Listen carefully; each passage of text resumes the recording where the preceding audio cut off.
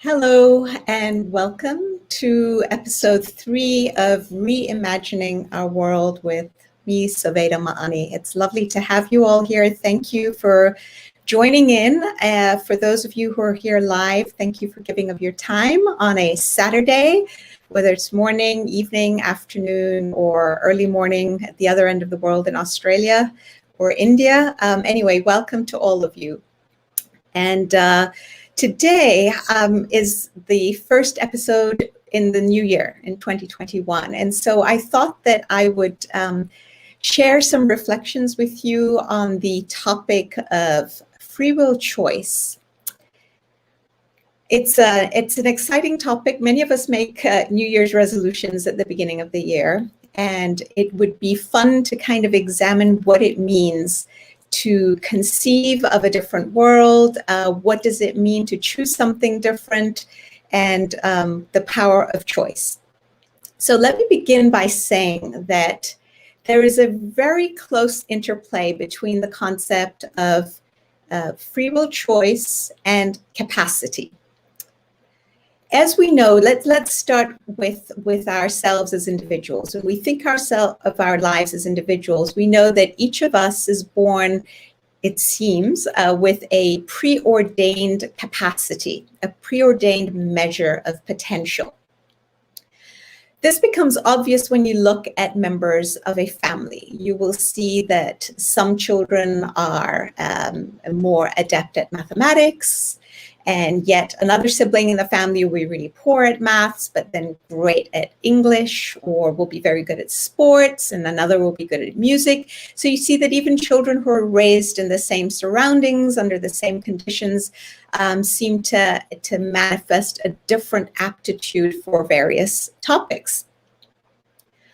We also notice that not only the kind of aptitude we have, in other words, what is it we're good at, is different, but the amount of capacity we have in any given area is also different. And in fact, you see this even with qualities like patience or generosity. Some people seem to have an easier time being patient, and others really struggle with it. And others have a hard time being generous. Some have an easier time of it, and so on. Now, some people you'll see have the capacity of a teaspoonful in a certain area, while others have the capacity of a cup or a bucket or a river, and some seem to have endless capacity in certain areas. So essentially, we see differences in capacity between individuals, both in terms of the kind of capacity, in other words, what it is we're good at, and the quantity or the amount of capacity. Now, just as individuals have a preordained measure of capacity, I believe that when we look at the human race as a collective whole, we too have a particular amount of potential, which we can choose to develop or not. Now, the important thing about capacity is not so much how much we have and whether we have it, but what we make of it. In other words, how much of this capacity do we actualize, do we manifest and do something with? In order to actualize potential, the tool that's required is the tool of volition, or the exercise of free will choice in a very intentional manner. And here we start to see the intersection of capacity with free will choice.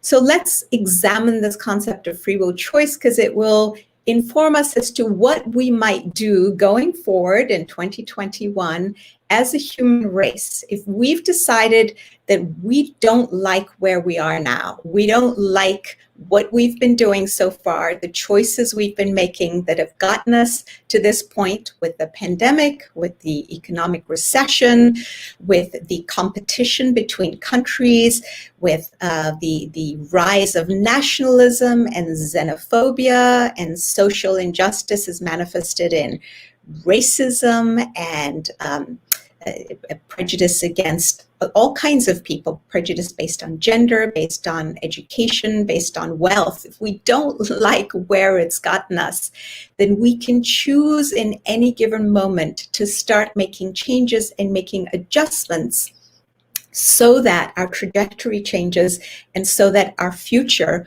will be different. And by the way, very small shifts and choices can have huge effects in terms of where we end up. All right, so let's look at this concept of free will choice. The famous 20th century psychiatrist Viktor Frankl speaks a lot about free will choice, and he refers to it as a spiritual freedom. Sorry, I'm just taking a. He refers to it as a spiritual freedom, and he says that free will choice is really the thing that defines human beings and that demonstrates to us that we truly have an independence of mind. And it is the thing, says Viktor Frankl, that gives our lives purpose and meaning. Now let's unpack this a little. The first thing we notice is that free will choice is really a gift that has been given to humanity as distinct from other realms of creation, the mineral kingdom, the animal world, and the vegetable world. They are more subject to the laws of nature and they have to abide by them. Human beings, on the other hand, have been given this amazing ability, the power to conceptualize and the power to imagine something different. And therefore, we can learn the secrets of nature, harness the laws of the physical world in order to achieve things that the animal and vegetable kingdoms can't even dream of. I was going to say can only dream of, but they can't even dream of it. A bird can conceive of the idea of plummeting into the ocean and living for prolonged periods of time underwater, as human beings do in submarines. The lion cannot imagine the idea of soaring into the air and getting from Africa to Asia or Europe or South America in an airplane. Yet human beings, because of this incredible dual power of the ability to conceptualize and imagine something and the power of free will choice, have been able to do both. So that's the first thing to note, that this is truly an incredible gift. And I think that we often underestimate it and don't give it its due. Now,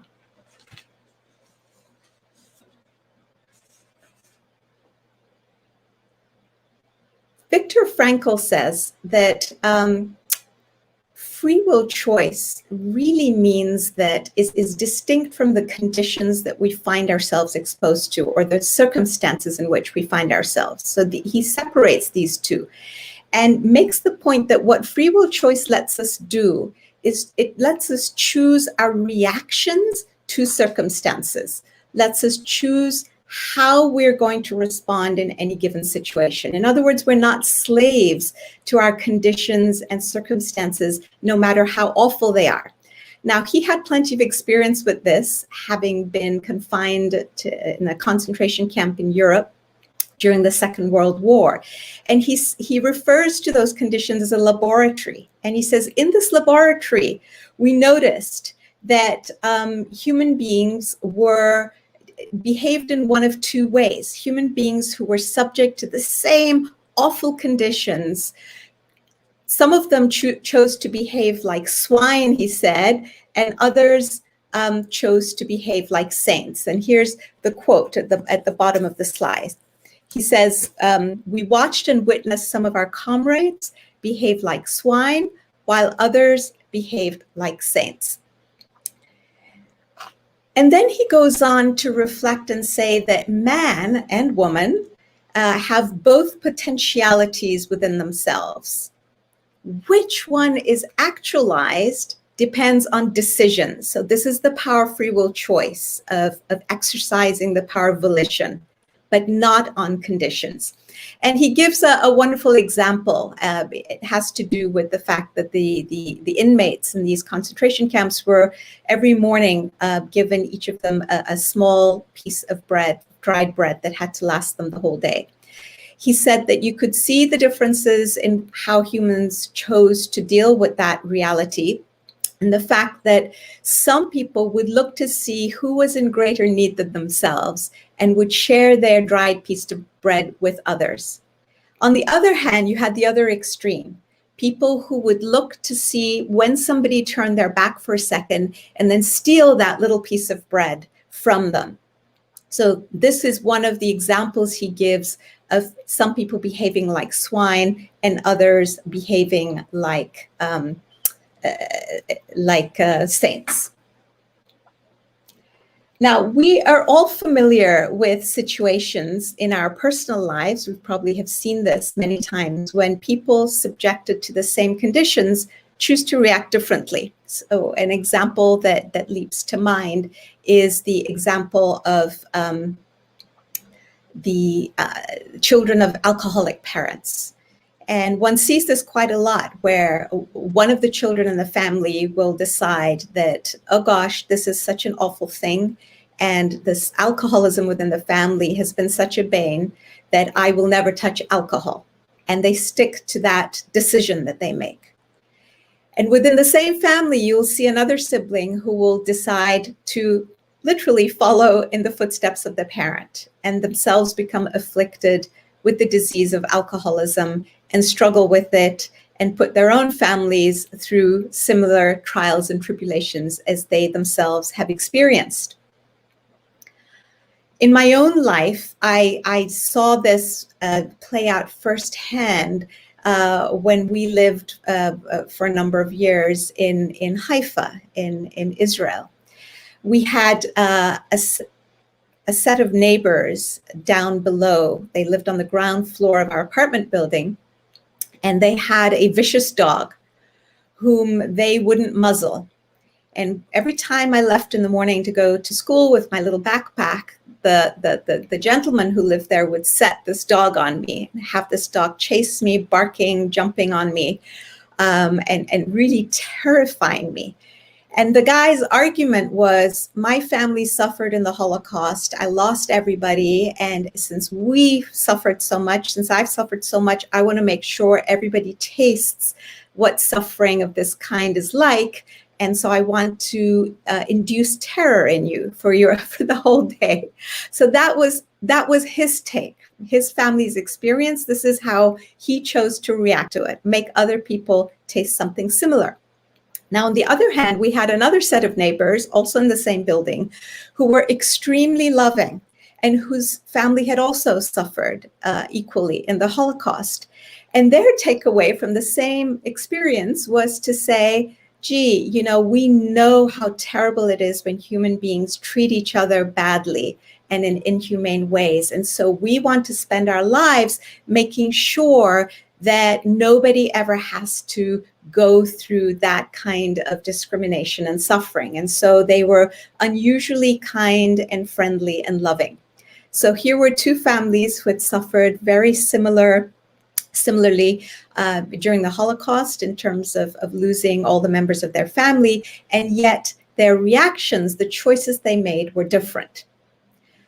Now we see this question of what kind of choice we choose to make play out when leaders or people in positions of influence get to make decisions that impact the lives of thousands or hundreds of thousands and millions of people.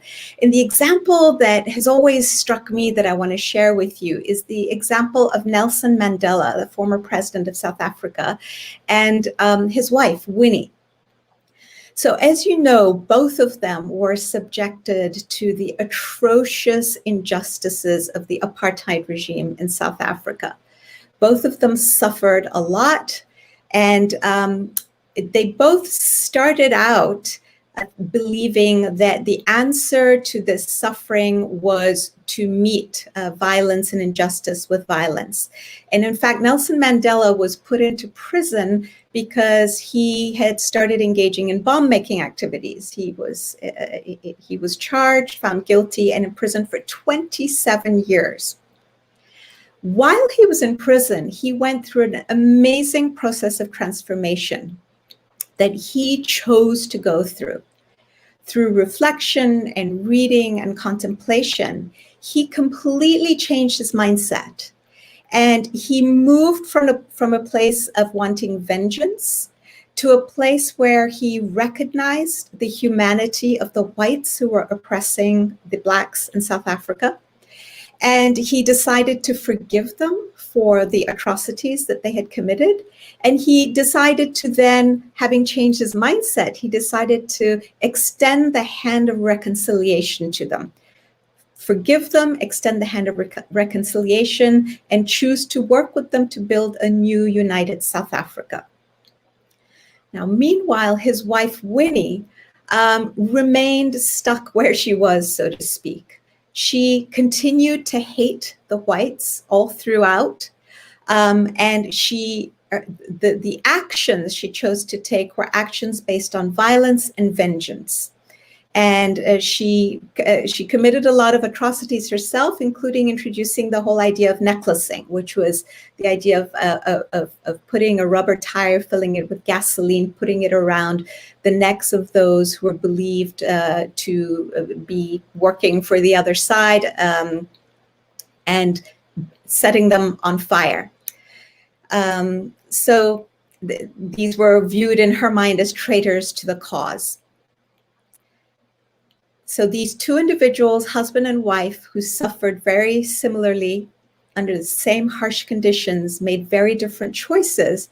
And as a result of Nelson Mandela's choice, South Africa was able to avert what could have been a terrible civil war once he was released from prison and made president of the nation. He had a lovely saying about this whole idea of vengeance and resentment. He said, resentment is like drinking poison and expecting your enemy to die from it. So when we live our lives in resentment as to what has happened to us and all the injustices that have been inflicted on us, it really poisons our own systems and doesn't inflict the damage that we hope in a spirit of vengeance to inflict on others. So the question then returns, we come full scale back to the question of, here we are standing today, January 2021. We have choices before us as a collective humanity. We know now that we have this amazing gift of free will. The question is, how will we choose to use it during 2021? Will we start putting away the old mindsets and habits that have been so destructive and dysfunctional and start to create a new kind of world?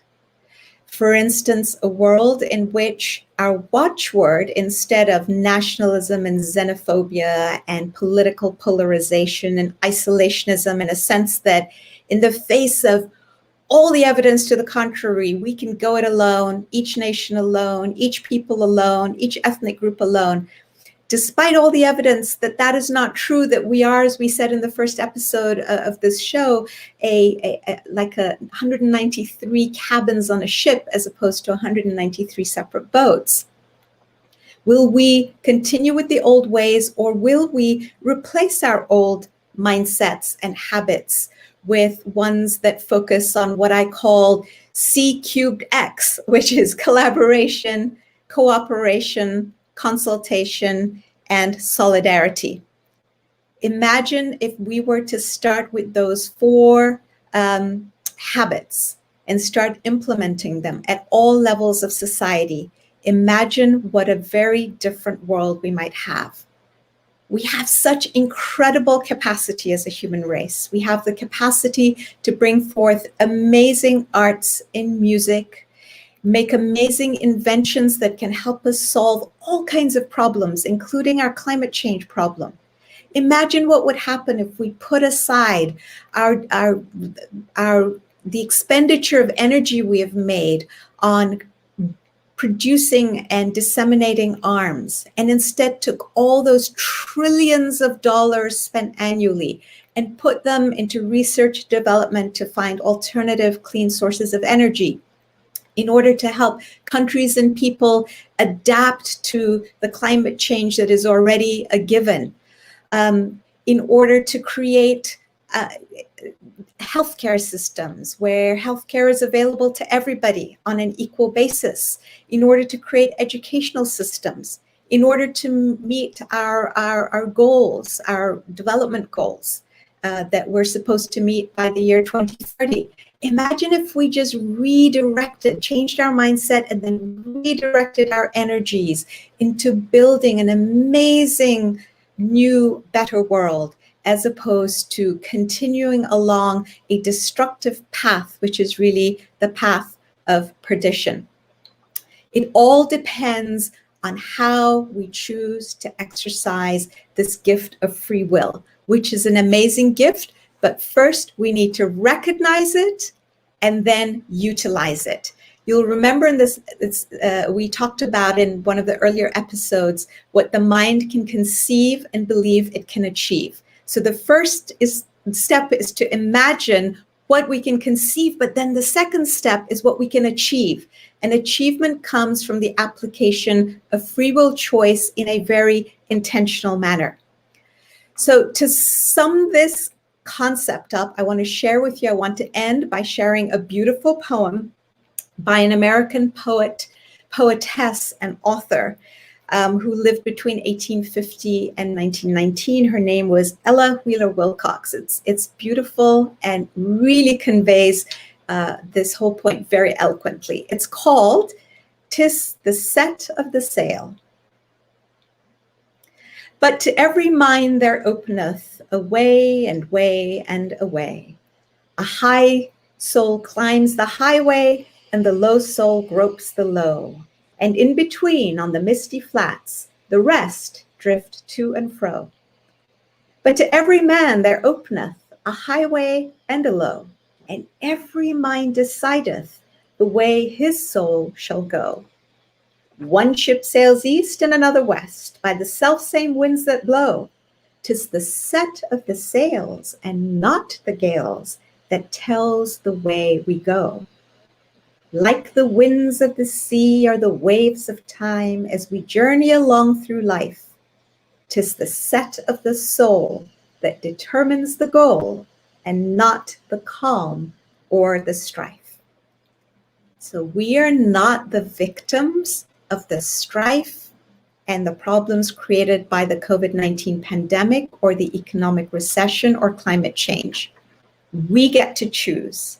'Tis the set of the soul, our collective soul and our individual souls, that determines the goal. That's the imagining where we want to end up, right? Imagining the destination, and then charting our path from where we are to where we want to be, bridging that gap.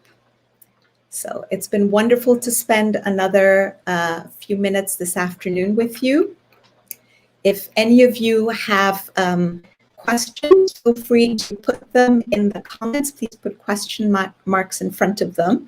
And before we move on, I want to tell you again the exciting news. If you like this series, essentially, I've written a book that is it's hot off the press. It's now on the market, available on Amazon, and it is called The Alchemy of Peace: 6 Essential Shifts in Our Mindsets and Habits to Achieve World Peace. Here is a picture of the cover. And I hope that you will utilize it as a tool to have conversations with your friends on these kinds of topics. It lends itself really well to book clubs, conversations, conversations around the cooler, conversations eventually in our sitting rooms on Zoom. And I'm really excited about it. It was writing this book that inspired me actually to start this video series with you all. And also, if you like this program, please subscribe to CPGG on our YouTube channel so that you can get notifications about the weekly programs and to see the recordings if you miss them live. I will now look at the comments and see.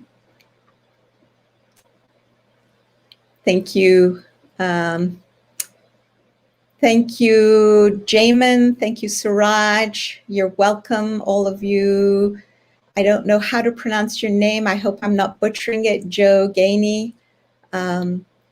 So again, thank you all very much.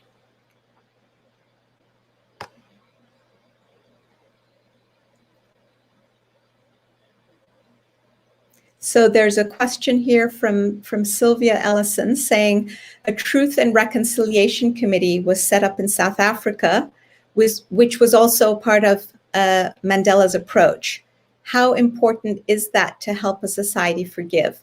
So my understanding is, I'm not an expert in this area, but my understanding is that it really took South Africans quite a distance in terms of being able to forgive. There are different arguments about the need to mete out justice, in other words, to punish those who are perpetrators of atrocities, versus having a forum in which people can come and air their grievances and have the perpetrators there and have the perpetrators apologize so that they can then move forward.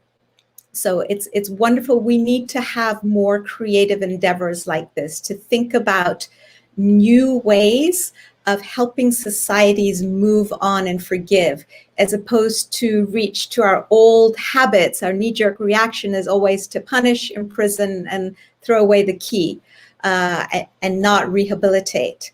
But when we do that, as we've seen also in the United States, we don't actually move the ball forward, and our prison populations just get bigger and bigger, and we don't actually solve the problems at the root cause. So I think it is a very important piece in helping a society forgive. Thanks for your question, Sylvia.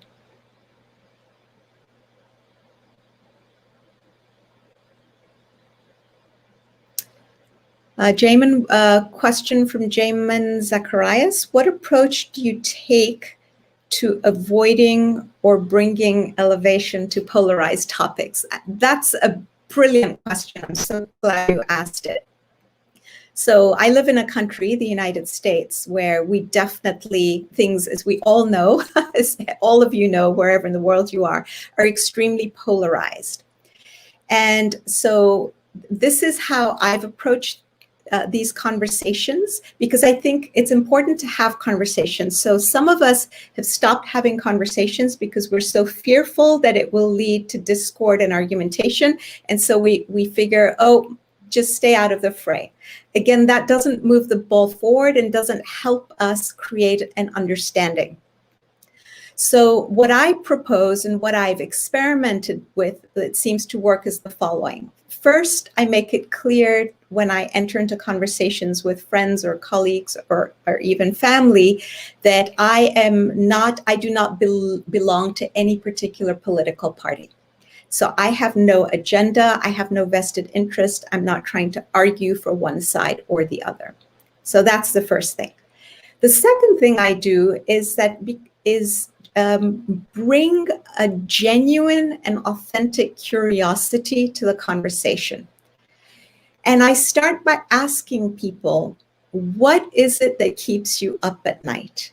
Because one thing that's become very clear to me is that the reason people are so polarized is that they feel very strongly about something that they're very concerned about. Often it's a bunch of fears. Now, we may look at someone's fears and say, well, those fears are unfounded, that's just silly. But that means that we're judging them. And entering these conversations without an agenda and without judgment and with the genuine, authentic desire to understand the other as a human to human, as a soul to soul is critical. And people pick up on that very quickly. I mean, they know whether you are in a mode of judgment, even if you don't use words that are judgmental, they can feel it from us.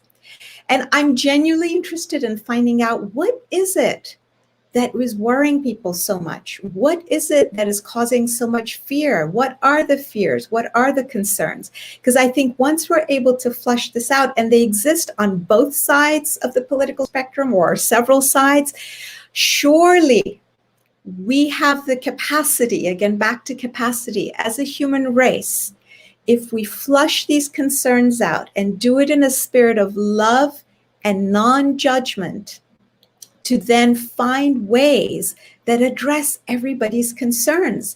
And if need be, to remove some of the misconceptions or the misinformation that is triggering some of the fear. Very often fears, especially fears that lead to prejudice, are founded on ignorance. We conceive of a group of people as being something, and as soon as we've labeled them, we think we understand what they are and that we don't have to explore any further. But once we remove the labels and we look to see, well, wait a minute, I don't really know this group. I don't socialize with them. I don't spend time with them. I haven't read their literature. I know so little about their history. Once we start, again, in the spirit of authenticity and the spirit of wanting to build unity, then I think that we can have these conversations and they will not be argumentative. And the final thing I do is that as soon as somebody tries to argue with me, I say, look, I'm not interested in arguing, because arguments are not going to get us anywhere. It's not a question of competition and one-upmanship. I'm not here to try to persuade you or convince you. I'm here to really have an open consultation. So back to the CQS, right? Consultation being one of the C's. I hope that helped. All right. Well, thank you very much for your time. It's, again, I wish all of you a happy 2021, a safe one, and may this be the year when humanity chooses to make better, more constructive choices so that we can collectively actualize our collective potential and create the environment in which we as individuals can actualize our individual potential. Sending you all lots of love. Goodbye for now.